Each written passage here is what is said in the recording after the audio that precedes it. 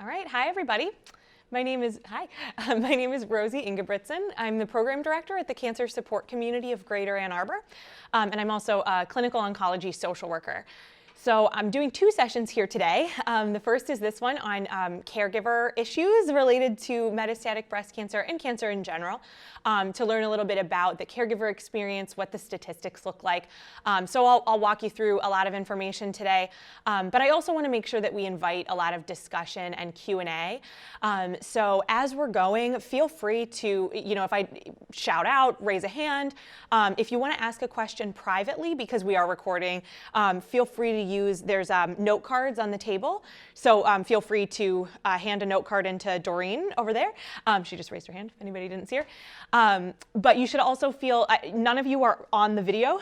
So if you'd like to just shout out a question, maybe don't use your name. I'll repeat your question.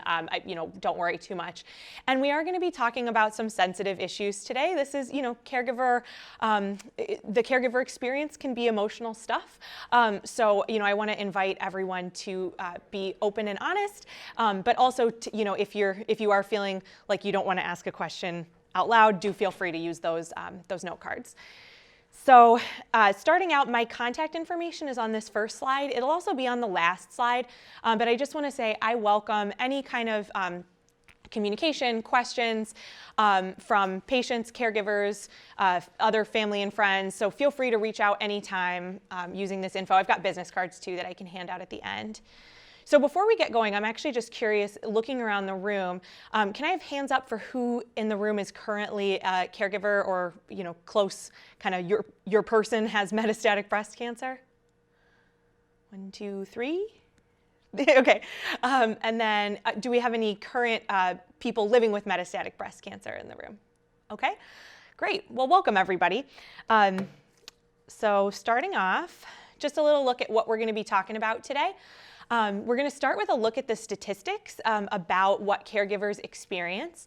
We're going to talk about mental health, cancer, and caregiving. We're going to talk about communication and coping, something I like to call the team approach. We're going to talk more about caring for yourself, what you can do to care for yourself as a caregiver, and then invite some time for questions and discussion.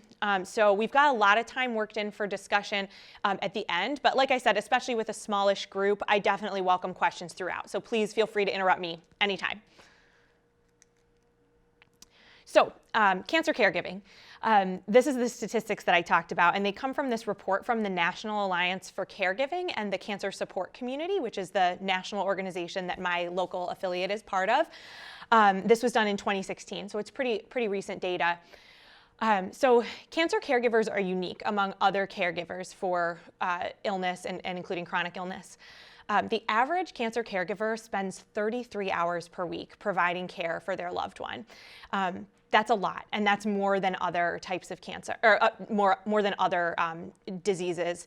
32% of those caregivers for people with metastatic breast cancer are providing more than 41 hours per week of care. And that's, I'm sorry, not metastatic breast cancer specific, that's all cancer. So that's a full-time job, right? That's pretty remarkable. So in addition to those hours spent, cancer caregivers report that 80% have had their loved one hospitalized within the past year. That's not the case with all different chronic illnesses. Also, I see some folks taking notes. If you want, I'd be more than happy to send you these slides at the end so you can save your hand, because there's a lot of text on these slides. So I'll just collect email addresses at the end. So cancer caregivers are also more likely than other types of caregivers to help with activities of daily living. So those would be things like bathing, eating. They are more likely to take on instrumental activities of daily living, which are sort of things like shopping, driving to appointments, taking care of finances, so like the logistical stuff. And caregivers also have a higher than average reported burden among all types of caregiving. So 62% report that their caregiving duties are what they would classify as high burden. So cancer caregivers are part of the medical team in a way that's not always true for other types of caregivers. In fact, cancer caregivers are more likely than other caregivers to perform medical and nursing tasks. And this is actually a pretty scary statistic, which is why I have it italicized there. 43% of cancer caregivers are performing complex medical and nursing tasks without any prior preparation. So that's things like giving injections, monitoring symptoms, I mean, like things that really are truly medical tasks. So I don't know, that really stood out to me, and how scary that must be for some of the caregivers who are in the position to have to perform these tasks. Most cancer caregivers communicate with their loved ones' healthcare providers, so it's almost all, actually 82%. 76% monitor signs and symptoms for the severity of the condition. So, that means a lot of caregivers are kind of on the first line in terms of, making sure that their loved one is safe. They're also likely to advocate on behalf of the patient within the medical space, so to serve as a patient advocate, and that's 62%. I see a lot of nods. I mean, I think a lot of this for the current caregivers in the room is probably really familiar stuff.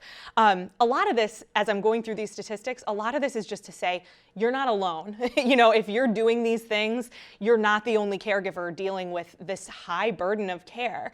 And I don't love that word burden, right? Because you're caring for your loved one. You love them. Of course you're going to do it, right? But when we're talking about burden, it's more about time, energy, resources, and emotional resources too. So we'll get onto that. So caregivers need care too. While 62% of caregivers report being advocates for their loved ones in the medical space, like I mentioned on the last slide, only 29% have discussed their own self-care needs with a medical professional. We're going to get in a little bit more to the physical impact of caregiving that can occur. So that's only half of the caregivers who report advocating on behalf of the patient, right? We're seeing that folks are more likely to, or twice as likely to advocate for the patient as they are to advocate for themselves. About half of all cancer caregivers want more help managing their own emotional and physical stress, and 84% of cancer caregivers express needing more help or information about at least one aspect of caregiving. Excuse me while I take a sip of water. So 50% of, actually, do we have any questions so far? Okay, I'll keep trucking along. So 50% of all cancer caregivers report experiencing high emotional distress. So I would also argue that it's very likely that for metastatic cancers, for later stage cancers, or cancers that are more likely to include more trips to the hospital, more intensive treatment regimens, where their loved one is just sicker, I would guess that this number is probably significantly higher. But this report was looking at all types of cancer caregiving. Depression, anxiety, and traumatic stress are very common. So at least a third of patients and caregivers dealing with metastatic breast cancer experience clinically significant symptoms of one or more of these disorders. So I want to take a moment and just go out to the group and say, have you ever had, so for the caregivers in the room, or for someone who is close with a caregiver, have you ever had a medical professional or mental health professional ask about your own mental health? One of the members in the room just mentioned that she thought that maybe her primary care provider was asking a little bit too much about her mental health. Was that in relation to your role as a caregiver? Okay, all right. Well, I actually want to give props to that doc. It sounds like maybe they took it, one step farther than you wanted, but that is something that's not always happening. I saw mostly shaking heads in the rest of the room, and that's definitely something. I facilitate our weekly cancer caregiver support group at the Cancer Support Community in Ann Arbor, and I know that a lot of those caregiver mental health needs often go unaddressed because folks are worrying about the patient, which makes sense, but it's a complex thing.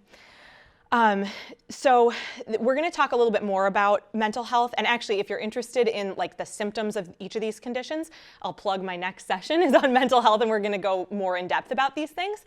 But we talked about, barriers to receiving appropriate mental health care might include just not being asked about it, or maybe being asked too much. There's also a stigma around mental health that I'm happy to say is definitely getting better, but it's not perfect, right? saying I need help is not something that we are socialized to do. It's something actually that I think especially caregivers are sort of, it becomes part of your being that you don't necessarily ask for help. Like you're the help giver, not the help recipient. So for that reason, there's a lot of underreporting in terms of caregiver symptoms. And also, I want to back up and say when I use the word caregiver, I mean any close loved one. I don't mean necessarily the person providing the complex medical tasks. That's not always what you're going to be doing, and that you still fall into this group. So in terms of that underreporting, caregivers tend to minimize their own symptoms. I can't tell you how often I hear in my own caregiver group, I can't afford to be sick right now. Like my loved one is sick, I can't be sick. But here's the thing, you're still gonna get sick. And especially if your mental health is suffering, if you are providing care 40 hours a week or more, your immune system is gonna react to that. You're gonna get sick from time to time. But I hear all the time, I don't go to the doctor anymore. Like I can't afford it. I don't have the time. I don't have the bandwidth to do that. And then there's also, of course, a lack of resources. Some people might want to access mental health care, and they simply don't. Maybe their insurance doesn't cover it. Maybe there's not a qualified provider in their area. But we will talk about ways to look for support in your own communities that might be a little bit different than the standard, find a therapist who specializes in cancer. Although that is a great thing to do. Any questions so far? Comments? Okay. So continuing on about mental health, at least a third of spouses and partners of people dealing with metastatic breast cancer specifically experience clinically significant symptoms of depression and or anxiety. So when I say clinically significant, what I mean is diagnosable, right? Like things that you could report to a healthcare provider and they would say, you are experiencing a depressive episode or you're experiencing anxiety disorder, right? So we're talking about spouses and partners. A lot of the studies look at spouses and partners specifically, but as a mental health professional, I would say that extends, it's not just romantic partners, it's when this is your person. So certainly romantic partners, that counts, but I think siblings, parents, adult children, like anyone providing care who's like the go-to person, I think can experience these in the same way. I don't think it's dependent on a romantic partnership. Clinically significant traumatic stress symptoms are also common in caregivers. So when I'm talking about traumatic stress, a lot of people are familiar with PTSD or post-traumatic stress disorder. And again, we'll talk about that more in my next session on mental health. But post-traumatic stress disorder, clinically significant symptoms of PTSD are actually quite common in patients and caregivers. It's something that we all associate. I know before I got into this field, when I heard PTSD, I was thinking people who'd been to war, right? Like that's what we all associate it with, or people who've witnessed like a horrible accident or something like that. But more and more we're finding, and we're hearing from patients and their loved ones that cancer is a trauma. This is a traumatic experience. It might not be that one moment like we often imagine, a car accident or something like that. It's an ongoing source of trauma, but it's a life or death experience. And so that is a trauma. So we're finding that it's actually affecting people in the same ways. We often hear that battle metaphor when we're talking about cancer, she won her battle, she lost her battle, all that stuff, which I have mixed feelings about. We can certainly talk about that in discussion, but that metaphor really makes sense when we're thinking about things like post-traumatic stress. Like you're at war when you're in terms of the level of stress that you're going through when you're dealing with cancer, whether it's your own or a close loved one's. And I'm seeing a lot of nods in the room, and I assume this is resonating with people. So again, we'll allow time for discussion, but feel free to pop in if you have anything to add about this. So we've talked a lot about what's really hard about caregiving. Now I want to talk about how we can make that experience a little bit better. A lot of this might be stuff that you're already doing, but if we can come up with one or two things that make this experience easier for you as a caregiver or for you as a patient in communicating with your close loved ones, then I'll think we've achieved our goal today. So I want to start by talking about communication. So patients and their primary caregivers often serve as each other's primary source of support. So each other's, that's a really important distinction here. So it's not just the caregiver should be supporting the patient. In a lot of times, the patient is supporting the caregiver too, emotionally. And that's actually what we want to see. That's usually a sign of really healthy coping, but it can be hard to make that happen when someone's really sick. So improving communication can actually improve quality of life for both the patient and the caregiver. And there are a lot of, yeah, do you have a question? Oh yeah, very normal. Okay, so the question was, do you ever deal with communication breakdowns where one, maybe the patient is stubborn or reluctant to share what's really going on with them? And you're right, we will talk about that a little bit more, but let's touch on it now because I think that's actually more common than not, especially when you're starting, and not necessarily that the patient is the one who doesn't want to open up as much, but I mean, in caring partnerships like this, and I'm not talking about romantic partnerships, but I often use the term care partners to mean like the person with cancer and their primary or one of their primary caregivers. So in caring partnerships, there's two people, and those people are different. Suddenly you're thrown together in dealing with this crisis as a unit. And we'll talk more actually about how to approach it from that, like the team approach. But yeah, it's really common that each person has a really different coping style. And part of working together to manage this disease is learning to not necessarily, adopt the same styles of coping, but to help sort of communicate in such a way that honors both of your styles of coping. It's also, I think, especially because of that stigma around mental health that has gotten better in the last few decades. A lot of folks who grew up feeling like you don't talk about your emotions, you don't talk about mental illness, really, really struggle to open up about those things. So sometimes it's just a slow and steady process of inviting that conversation. So yes, it is very normal, but it's really hard too. It's hard when you're the caregiver and you want the patient to open up more, or vice versa. But we'll talk actually about some sort of like concrete strategies for how to make that work. Sure, yeah. So patients are more likely to communicate their stress than caregivers. So that's what the research says. Although I would argue that based on what we were just talking about, that's not true in every caring partnership, right? Everyone's going to be different. But coping is improved when both patients and caregivers are open about what they're going through emotionally. I think a lot of the time the caregiver instinct is to say, this person is really sick, they're going through chemo, they're going through so much physically that I can't add to their burden by being open about my own distress. But when your person is dealing with a metastatic breast cancer diagnosis, that's probably the biggest crisis that you've ever had too. And that's really important. The other thing that's important about being open emotionally about this stuff is that that can be a really nice, you can kind of model that open communication by being open yourself. Sometimes it's about finding the right time to do it, but if you show your loved one, look, I'm comfortable talking with you about this stuff, just by doing it, they might feel more comfortable opening up to you too. So I alluded to this team approach before. I read this really great paper, and there's a reference slide at the end. So for anyone who wants the slides, if you want to go to the source of this research, you're more than welcome to check it out. But I really liked this idea. So I kind of nicknamed it the team approach because the research term is dyadic coping, which is like very scientific, but we're talking about human relationships here. So basically, it's about the importance of the we. So high levels, and this was about romantic partners, but again, I think a lot of those same principles apply to other familial relationships, even best friends. So high levels of couple identity, so in other words, viewing the relationship as the extension of yourself, improve the caregiver experience significantly. So the team approach, the reason I think that works is that it can help restore a sense of normalcy. So if you were a we before, suddenly cancer can make you two very different eyes, right? But coming together as a we can restore that sense of normalcy and reduce the caregiver burden. So how do we do this?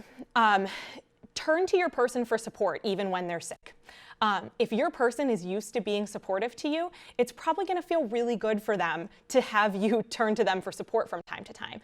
That's not to say when your person is in the hospital and like having one of the worst days with their disease, you should be saying, please support me around my feelings. But throughout the cancer experience, it actually is a really good thing to do. You're in this together. You're tackling this as a team. And asking that person for support is going to help them feel more normal. It's also going to help you because they're probably your primary source of support. You still need them. So continue to share activities as well. So a couple of the examples that were in this paper were relaxing and problem solving. I would say things like playing games, going for walks, like just doing things together that have nothing to do with cancer can really help enforce that bond. So sometimes when you're dealing with a significant diagnosis, suddenly that's the only thing you talk about. That's the only thing you do because like maybe you're spending 33, 40 hours a week on this, like we talked about before. But you need to have some non-cancer time too. So even like scheduling that out, saying like on Thursday at noon, we're going for a walk and we're not gonna talk about cancer for a minute. That's an okay thing to do too. We're talking a lot about open communication and processing together and all that stuff, but that's not to say that's the only thing you can do. You can take breaks from cancer too, and it's actually really important. So when you are communicating about cancer, try to be honest with your loved one about your experience. I think another caregiver instinct is really to protect your loved one, and I think patients do the same things, particularly when a patient is a parent. You know, they want to protect their child. That's what they've done for their whole lives, and that's instinctive. And I think adult children have an instinct to protect our parents too. But the truth is, everybody does better if we can let go of that a little bit. It's not easy to do because your brain is telling you, I have to protect this person. So it's not to say overnight you're going to be able to just suddenly start being open and honest all the time. But it's something to practice, to try a little bit in each conversation. Sharing your feelings, including sadness and fear, actually leads to better communication. So you might think, it's my job to bring the positivity. Like I need to be the person saying, look at the silver lining, right? But in a lot of cases, it's actually more powerful if you can kind of be there with them in their sadness, in their fear, and even share your own, even if that's not where they are. So also don't shy away from physical touch. And this applies not just to, I'm not talking just about partners. I think sometimes when someone's sick, folks suddenly start treating them with a lot of sort of caution and being delicate. There's nothing wrong with asking, you know, if they are like recovering from a surgery or in, you know, dealing with neuropathy or something that causes them pain. There's no harm in asking what's comfortable for them, but making sure to not be afraid of that physical touch if that's already been part of your relationship, I think is something that can really add to that bond. So I want to talk also about the power of listening. We've talked a lot about sort of what you can share with the patient, and a really beautiful gift in terms of improving communication is active listening. Has everybody heard that term before? Yeah, so I feel like it's like gotten some buzz, this idea. So some of this might be review for you, but I think the important thing to remember is that communication isn't only about talking, it's about listening too. And this is something that you can also share with the patient in your life. You know, it's not just for you to be the listener. I think this is like a skill that you can bring to the team, like we talked about, to that we. So a few kind of core concepts of active listening are things, this is one that I don't think everybody thinks about, relaxed body language. So if you're feeling really tense, I once had someone tell me, because I tend to get anxious and amped up about certain things. I once had somebody tell me I was wearing my shoulders as earrings. You know, when you're standing, right? Like, think about your own body language. Maybe roll your shoulders, shake it out a little bit, and just try to take a couple deep breaths and truly relax your body, because that's going to communicate to that person. Yeah. I heard recently the term listening deeply and generously. I love that. So the comment was, I remember it because I wrote it down. yeah, that's good. I really like that language. The comment was, this is for the folks who are watching the live stream, someone in the room heard the term listening, what was it, generously? Yes. Deeply and generously. Yep. So yeah, I think that's really powerful. Generously, I particularly like, because I think, you know, when you're thinking about giving of yourself, you might not be thinking of the silent, supportive presence, but that is really something that you can give to someone when you're communicating. So along with that relaxed body language, a few things that you might also want to think about. So if you're like me and you wear your shoulders as earrings, roll the shoulders, shake it out a bit. Don't cross your arms. I know that seems like for a lot of people that's a natural position, but it does kind of communicate defensiveness, especially if you're going to be talking about something that you know you might not agree about. Trying to come into it with no walls up, even if it's just your physical walls, that's really important. And leaning into the person a little bit, you know, if you're sitting on the couch together, just like positioning yourself so that you look like you're listening. Another really important thing is limiting distractions. Oh, I've skipped one. Kindness in your eyes and facial expressions. That's another thing. If you're feeling defensive, like if you're ready to have an argument, your face is going to show it. So even if that's where your head is at, you can work to make sure that's not where your face is at. Limit distractions, so don't have your phone out, don't have the TV on in the background. That's hard these days. I think a lot of us just constantly, like there's some screen chirping in our ear, doing something, but to be really deliberate, like we're gonna have a conversation that might be challenging. I'm gonna put all this stuff away, like I'm gonna put my phone in the other room so it's not buzzing. That can make a huge difference. Avoid interruptions, avoid interrupting the person, in other words. So if they're talking and you disagree, don't jump in just yet. Make a mental note and come back to it when they're done speaking. Asking questions and repeating back what you heard. This is like social work school 101, but I think it can be really helpful in conversations like this as well. So something like, wow, it sounds like you're really stressed out about this. Even if what they just said to you was, I'm really stressed out about this, repeating that back to them will really communicate, I heard what you said, I care about it, I'm listening to you. And you might also say something like, so I think what I'm hearing is that you blah, blah, blah. Like if what you want to do is try to better understand what they're trying to communicate, try to reflect that back to them and see if that is what they meant, So asking questions, repeating things back. And then I think this might be the most important of all. Be really careful when you're giving advice or trying to fix the problem. I hear from a lot of patients that their loved ones are constantly trying to solve something that's unsolvable. And that can be so frustrating because what you really want is just someone to be there with you in this challenging time without trying to fix it. And even if it is fixable, you might not be the person they want to be solving that problem. They might say, this is for my doctor to fix, or this is for my social worker to fix. You're my partner or my loved one. I need you to be here with me. And that takes us into climbing down into the hole. So this is a great metaphor that I heard actually from a group member once. So I think what's really common in cancer caregiving is that the caregiver is, like I said, trying to fix things or trying to see the bright side, trying to be that positivity for the person dealing with cancer, which is a really good instinct, right? Like you're probably not feeling positive either. What you're trying to do is help your loved one feel better. So that instinct is good.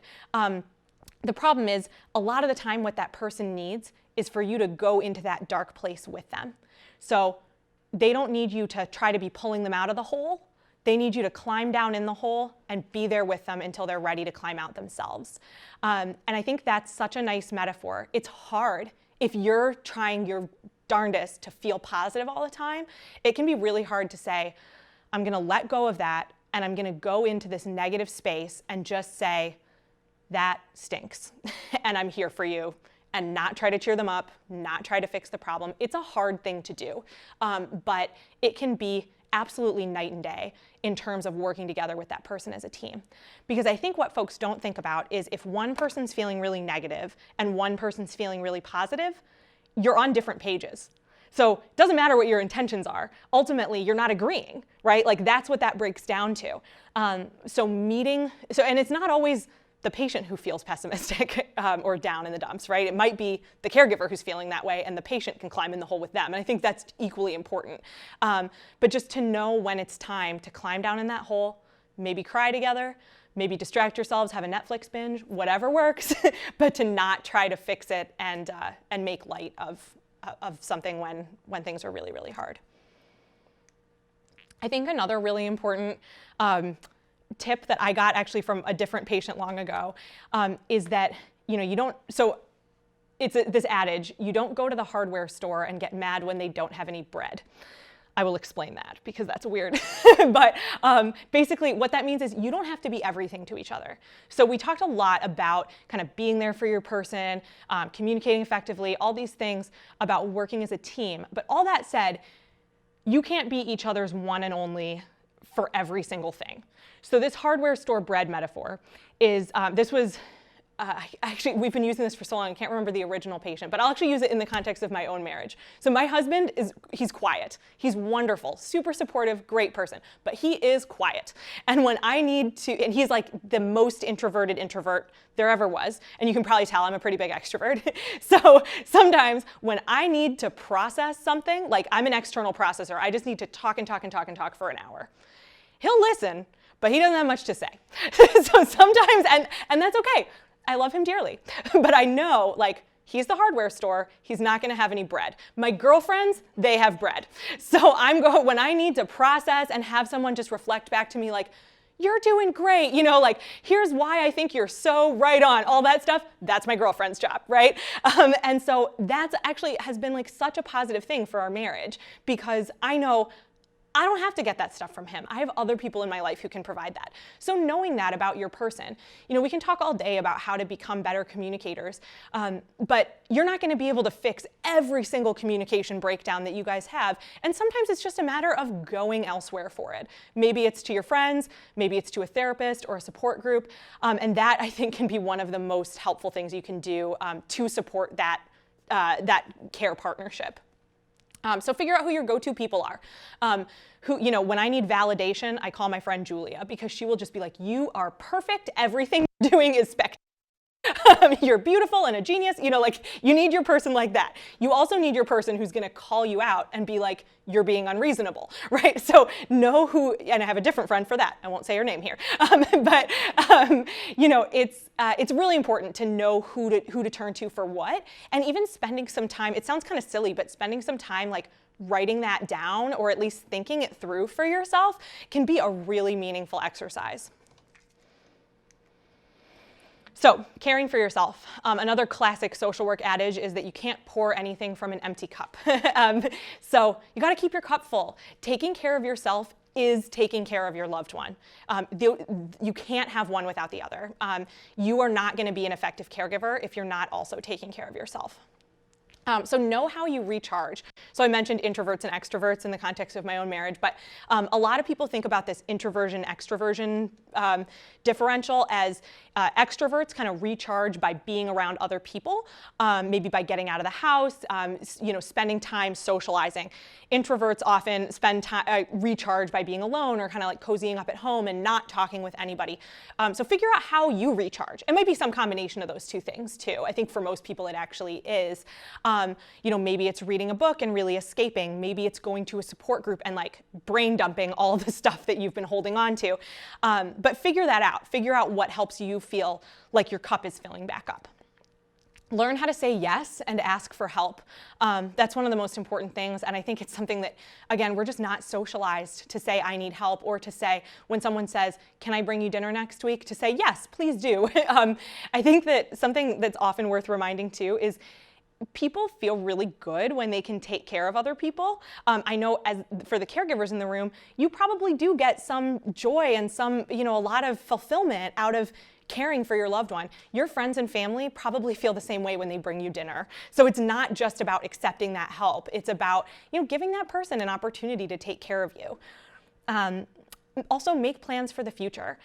That's something that I think is really hard to do when you're dealing with a serious illness, but that doesn't mean let's plan a trip to Spain in 10 years. It might mean, like, let's make a plan to go to a folk music concert next weekend. Just having something to look forward to is really meaningful. And it might even be, if your loved one is homebound, if they're really sick, it might even be like, let's have a game night on Thursday. Just little things to have something to look forward to, so that life isn't dominated by cancer and the what ifs that are a reality of living with metastatic cancer. You don't have a timeline, and that can be really stressful. So to create a nice, some nice things to look forward to is a really meaningful thing. So a few other ideas about caring for yourself. I mentioned therapy and counseling. Oncology social workers in your cancer center are very likely to be able to provide some counseling for caregivers too. I think each one is different in this way, but a lot of them do this.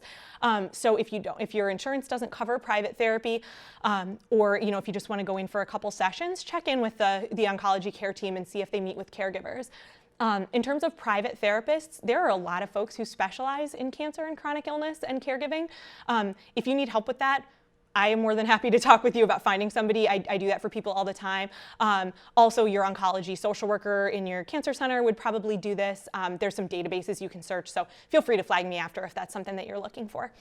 I mentioned support groups too. So my organization, Cancer Support Community in Ann Arbor, offers support groups for caregivers, as does, actually I think we've got folks from all over the state here today. So we've got 2 affiliates in, there's Gilda's Club in Royal Oak and Gilda's Club in Grand Rapids. Those are both the same organization as us nationally. All 3 of them have, us and the other 2 have free caregiver support groups. There are also very likely to be caregiver support groups at like a cancer center somewhere nearby.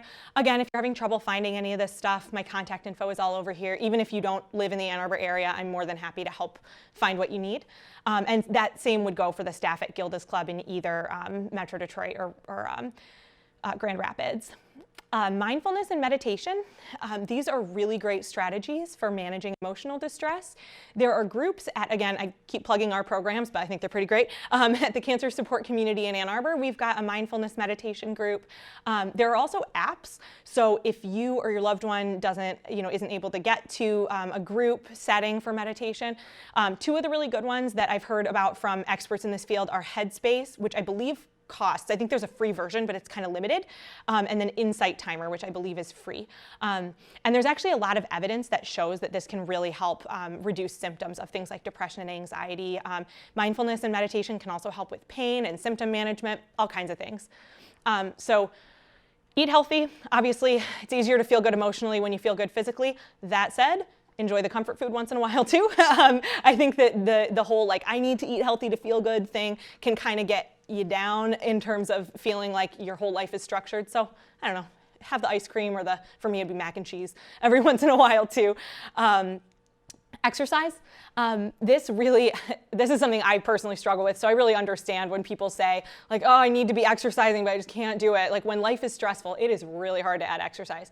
I think the best way to make that work is not to force it. If you're not someone who likes really pushing for a hard workout, maybe don't join CrossFit. Maybe try something going for a half-hour walk every day. It's a great chance to clear your head. You might even listen to one of your Insight Timer meditations while you do it. But don't force it. Play around. Find something that you enjoy that feels fun to you. And maybe it's a class, something like a dance aerobics or something. Try different things until you find something that you can feel like you can really keep up with.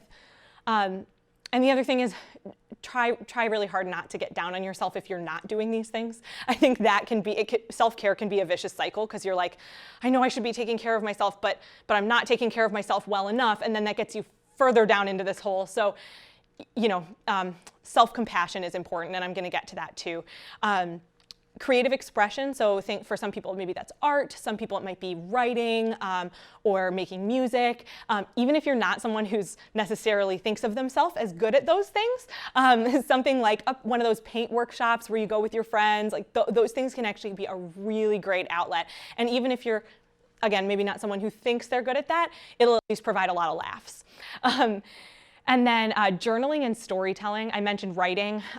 Just putting your story on paper or on your computer can be really, really powerful. I actually put some flyers on the table. We have a workshop coming up for patients with metastatic breast cancer on storytelling and something called narrative medicine. I can tell you more about it after if anybody's interested. But there's a lot of evidence that shows that telling your story in some way is really beneficial in terms of mental health and coping with illness in general. So I mentioned the word self-compassion, and we're going to wrap up after this, but I think this is a really important concept for caregivers. So this is, Kristen Neff came up with this concept of self-compassion kind of broken down into these 3 categories. So self-kindness is being caring and understanding with yourself instead of critical. So that would be something like, I haven't been to the gym all week and I know that's going to make me feel better.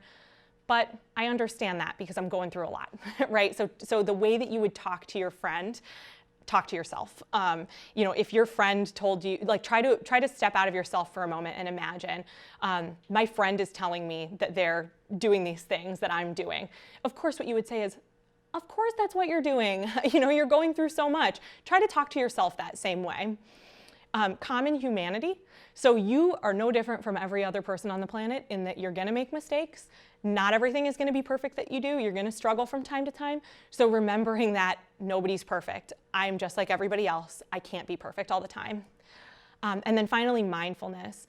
So being aware of your own difficult feelings and just kind of acknowledging them without pushing them away, without ignoring them or obsessing over them. I think of mindfulness as sort of seeing your feelings as being sort of in the wind. They come by, you see them like a leaf in the wind. You see it blow by, okay, that's there. You let it go when you're ready to let it go, but you don't force it. You can't force that leaf in the wind to go any faster or any slower than it's going. It just is right there. Mindfulness, I think, can also extend to your body. So back to the shoulders as earrings thing, you can say, what's going on in my body right now? Am I anxious? Am I presenting as anxious? Am I feeling anxious? Okay, let's see, what I can do to just kind of, it's okay that I am that way, but I'm just gonna make the adjustments that I need to feel a little bit more like myself. So that is it for the formal presentation. My contact info is on here, but I'd like to invite some time for questions and discussion. I know we have a small group, but I'd love to hear from you all about your reactions to this, anything that sort of resonated with you or that surprised you, and any questions you might have. Again, if you want to ask something anonymously, feel free to give it to Doreen. Okay, so the question was thinking about caregivers. So for folks who maybe live alone and don't have a on-site caregiver to provide like medical care, to help with those tasks of daily living that we talked about earlier on, what's available? Like how does that work to get care in the home? And I think, so the question was about hospice care specifically, but I think that can extend to medical care in the home as well, even when you're not in hospice. So there are home care agencies. I think the phrasing was, can you rent a hospice person 24/7, which was a funny way to put it. So most home hospice organizations do not have someone on site 24/7 as far as I know, but they'll often have people coming by the house like 4 or 5 times a day, like really quite involved. Because people can be on hospice from anywhere between a few days to 5-6 months. So it depends on what your specific needs are. So I would be, if you want to talk about specific resources, I'd be more than happy to do that. It depends on the person and their needs in terms of what they're going to access. That's also an important point for the caregivers in the room.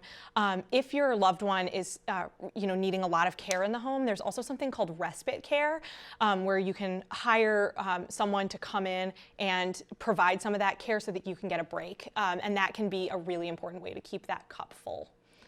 And I'll mention too, this was a presentation that was very focused on like the emotional impact of caregiving. And you asked about hospice workers spending time in the home and things like that. And a lot of these same emotional impacts affect your medical caregivers too. There's something called compassion fatigue, and burnout. You hear a lot about burnout in these high demand professions. But the healthcare workers are really affected by this as well. It can be a tough thing. So I always think that's important to think about. That everyone's just people. Nobody's perfect. Any other questions, comments?